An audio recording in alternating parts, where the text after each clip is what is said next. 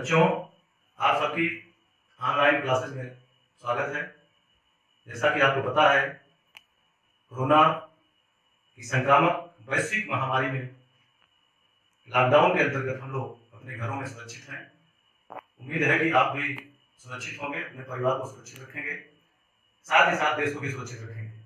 सरकारी दिशा निर्देशों के अनुसार हम लोगों ने ऑनलाइन कक्षाओं का प्रारंभ किया है, जिसके अंतर्गत हम आज आपको कक्षा 10 सामाजिक विज्ञान समकालीन भारत भाग 2 भूगोल के अंतर्गत पहला पाठ संसाधन और विकास का अध्ययन करेंगे। तो चलिए हम लोग ऑनलाइन कक्षा के अंतर्गत पहला पाठ संसाधन और विकास का अध्ययन करते हैं। संसाधन और विकास ये दो पार्ट में है। इसको हम एक एक हिस्से को पढ़ेंगे अलग करके। पहला पार्ट है संसाधन। बच्चों, संसाधन को जानने के लिए सबसे पहले हमें साधन को जानना होगा। साधन हमारे प्राकृतिक पर्यावरण में सदैव से मौजूद रहे हैं, परंतु मनुष्य उस साधन को अपने बुद्धि और विवेक तथा तकनीकी के सहारे जब मानव उपयोगी बनाकर अपनी आवश्यकताओं को पूर्ति करता है, तब जाके वो संसाधन बनता है। इस तरह संसाधन की परिभाषा यह होगी कि प्रकृति में मौजूद सभी साधन जिसे मनुष्य अपनी बुद्धि विवेक से अपने आवश्यकताओं की पूर्ति के लिए मानव उपयोगी बनाकर उसका इस्तेमाल करता है, तब वह संसाधन कहलाता है। जैसे कच्चा लोहा, यह साधन है। ये कच्चा लोहा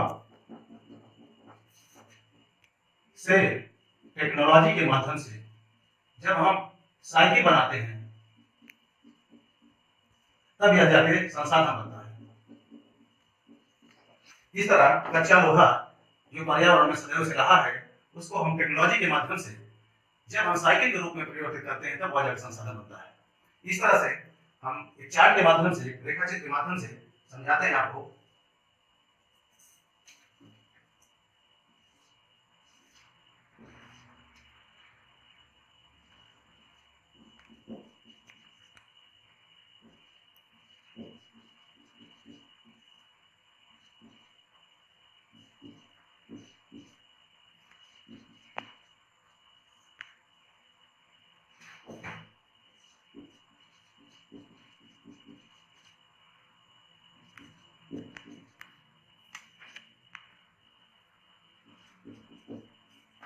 इस तरह रेखाचित्र के माध्यम से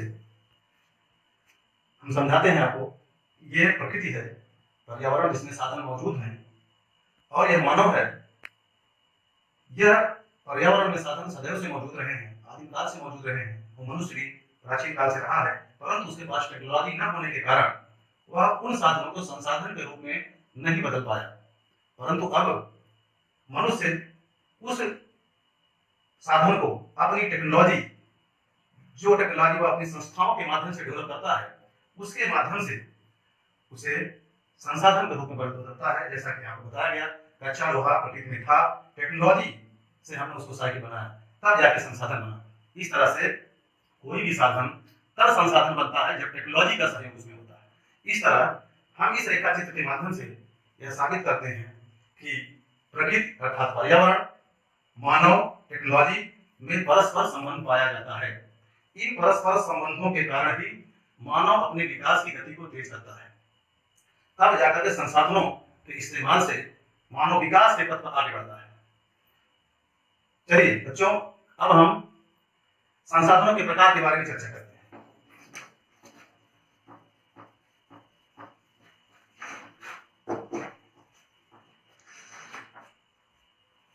तो संसाधन 5-6 प्रकार के होते हैं।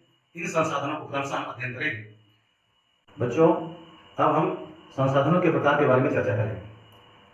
संसाधन 5 से 6 प्रकार के होते हैं। तो पहला संसाधन है उत्पत्ति के आधार पर। उत्पत्ति के आधार पर, उत्पत्ति के आधार पर इसमें ये दो तरह के संसाधन हैं। पहला है जैव, दूसरा है अजैव। जैव अर्थात वे सभी संसाधन जो जैव मंडल में जीवित वस्तुओं से प्राप्त किए जाते हैं उन्हें जैव संसाधन कहा जाता है। जैसे मनुष्य, वनस्पति, पेड़ पौधे, जीव जंतु, इस तरह से यह जैव संसाधन कहलाता है। दूसरा है अजैव संसाधन। वे सभी निर्जीव चीजें जो हमारे प्राकृतिक वातावरण में पाए जाते हैं वे सभी अजैव संसाधन कहलाते हैं, जैसे चट्टानें इत्यादि। अब इसके बाद दूसरा है समाप्यता के आधार पर।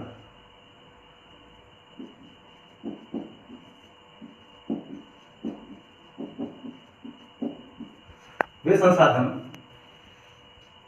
समाप्यता के आधार पर अर्थात जो कभी भी समाप्त हो सकते हैं उन्हें अनवीकरण संसाधन कहा जाता है। इसमें अनवीकरण अर्थात जो संसाधन कभी समाप्त हो सकते हैं इस प्रकृति से उन्हें हम दोबारा संसाधन के रूप में नहीं इस्तेमाल कर सकते, उन्हें अनवीकरण संसाधन कहा जाता है। इसमें दूसरा है नवीकरण।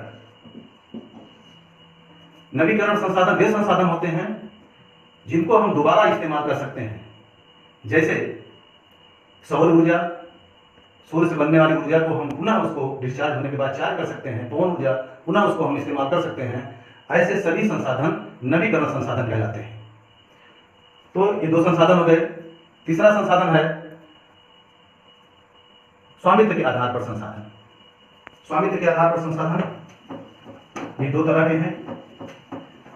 पहला है स्वामित्व के आधार पर।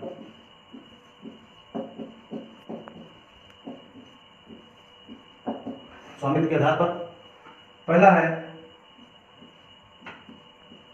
निजी स्वामित्व। स्वामित्व का मतलब होता है मालिकाना हक। प्रकृति में पाए जाने वाले वे संसाधन जिन पर किसी लोगों का अपना निजी हक होता है, अधिकार होता है, उसे निजी स्वामित्व वाले संसाधन कहा जाता है। जैसे हमारा अपना घर है, हमारे अपना तालाब है, हमारा अपना खेत है, इत्यादि इत्यादि। दूसरा है सामुदायिक स्वामित्व,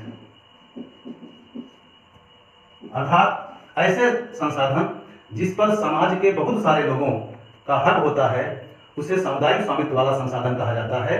जैसे तालाब है, शमशान घाट है, नदी का जल है, पार्क है, खेल का मैदान है, इत्यादि इत्यादि। इस तरह से स्वामित्व के आधार पर इन दो भागों में हम इसको संसाधन को बांट सकते हैं। चौथा है राष्ट्रीय संसाधन। राष्ट्रीय संसाधन राष्ट्रीय संसाधन तकनीकी तौर पर हम लोग जानते हैं इस बात को कि देश के सभी संसाधन राष्ट्रीय संसाधन होते हैं, उनको देश राष्ट्रीय हित में इस्तेमाल करता है। परंतु अगर कभी आपके खेत में, आपके निजी खेत में कोयला निकल आवे, गैस निकल आवे, पेट्रोलियम निकल आवे, तो गलती से भी अगर सरकार को पता चल जाए कि फला जगह तेल निकला है तो वह आपका निजी संपत्ति को भी राष्ट्रीय हित में घोषित करके वह सरकार अधिग्रहित कर सकती है। इस तरह कोई भी चीज राष्ट्रीय हित में होते हुए सरकार उसको अधिग्रहित कर सकती है। यह राष्ट्रीय संसाधन की। पांचवा है अंतर्राष्ट्रीय संसाधन। अंतर्राष्ट्रीय संसाधन वह होता है जो राष्ट्र की सीमा के परे समुद्री अंतर्राष्ट्रीय संसाधन।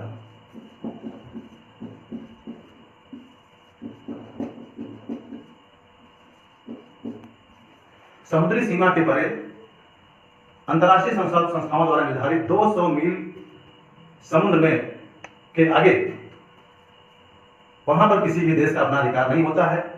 वहां पर अधिकार अंतर्राष्ट्रीय संस्थाओं का होता है और उस अंतर्राष्ट्रीय संस्थाओं की अनुमति के बिना समुद्र के 200 मील दायरे के दूर कोई भी देश वहां के संसाधनों का इस्तेमाल बिना उस अंतर्राष्ट्रीय संस्था के उपयोग नहीं कर सकता है।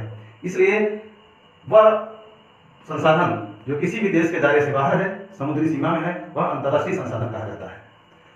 अगला है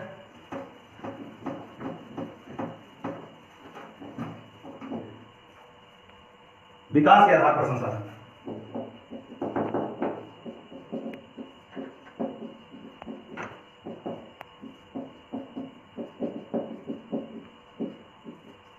इसमें विकास के आधार पर भी कई प्रकार के संसाधन हैं। पहला है संभाव्य संसाधन।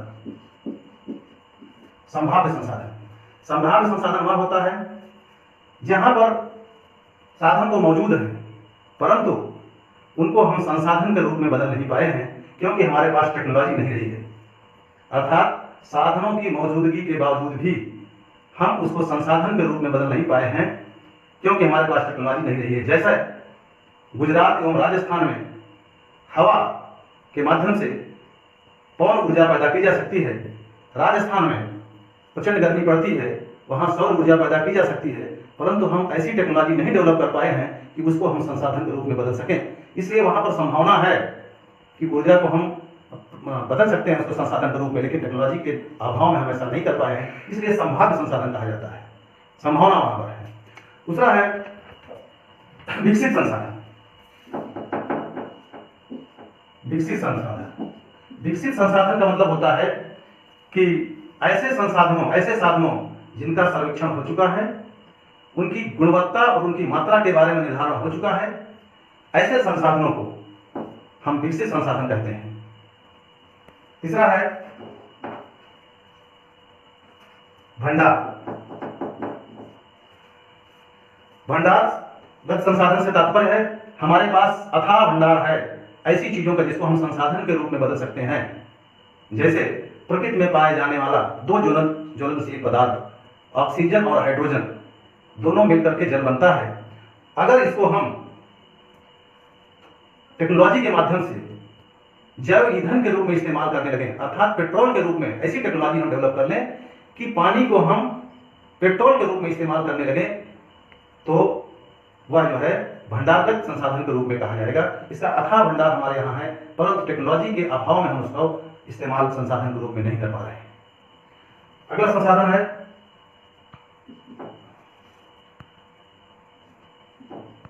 संचित कोष। यह संचित कोषगत संसाधन जो है वह भंडारगत संसाधन के अंतर्गत ही आता है, जिसके अंतर्गत हम कुछ सीमा तक टेक्नोलॉजी के अभाव में कम मात्रा में इस्तेमाल कर पाते हैं, उसको हम संचित संसाधन कहते हैं। जैसे हम नदियों के जल से बिजली तो बना लेते हैं परंतु असीमित संसाधन के रूप में हम उस बिजली को नहीं बदल पाते, इसलिए वह संचित संसाधन कहलाता है। इस तरह यह चैप्टर का यह भाग यहीं पर आज समाप्त होता है।